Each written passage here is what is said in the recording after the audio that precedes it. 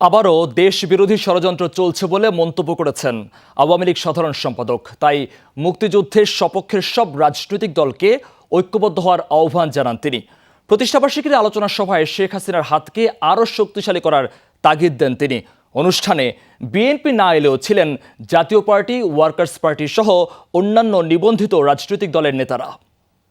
Design, elegance, beauty, সেরা পণ্য সবার জন্য জেভিকো। সংগ্রাম, সংকল্প, সততার শপথে জনগণের সাথে, এই স্লোগান ধারণ করে ৭৬তম বছরে পথ চলা শুরু করেছে আওয়ামী লীগ। প্রতিষ্ঠাবার্ষিকীর আয়োজনে বিদেশি কূটনীতিকরাও ছিলেন আমন্ত্রিত। দুপুরের পরপরই এসেছিলেন বিভিন্ন মিশনের প্রধানরা। ৭৫তম প্রতিষ্ঠাবার্ষিকীর অনুষ্ঠানে সব রাজনৈতিক দলকে আমন্ত্রণ জানিয়েছিল আওয়ামী লীগ। সোহরাওয়ার্দীর অনুষ্ঠানে বিএনপি না আসলেও উপস্থিত ছিলেন জাতীয় পার্টি সহ অন্যান্য দলের নেতারা। যে কোনো ন্যায্য আন্দোলন সংগ্রামে সাধারণ মানুষের পাশে দাঁড়িয়েছে তারা। সাধারণ মানুষের দুঃখ দুর্দশায় তাদেরকে তারা সবসময় আগলে রেখেছে। এই ধরনের একটি ঐতিহ্যবাহী দল ভবিষ্যতেও তাদের এই ঐতিহ্য বজায় রাখবে, এটাই আমরা আওয়ামী লীগের প্রতিটি নেতা কর্মীর কাছে প্রত্যাশা করি। আজকের বাংলাদেশে মুক্তিযুদ্ধের অর্জনটা কিভাবে অর্থবহ করা যায় সেটাই হচ্ছে চ্যালেঞ্জ।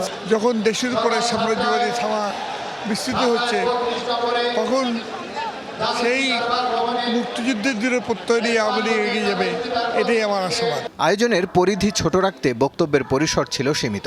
আওয়ামী লীগ সাধারণ সম্পাদক বলেন, দেশ নিয়ে আবারও ষড়যন্ত্র চলছে। মুক্তিযুদ্ধের চেতনাকে নির্বাসনে পাঠানোর চেষ্টা চলছে বলেও অভিযোগ করেন তিনি। রাজনৈতিক নেতৃবৃন্দ মুক্তিযুদ্ধের সপক্ষে শক্তি, সকলের কাছে আমি আহ্বান জানাই, আসুন আমরা সকলে মিলে বঙ্গবন্ধুর কন্যাকে, তার হাতকে শক্তিশালী করে তুলি। ষড়যন্ত্র চলছে দেশি বিদেশি।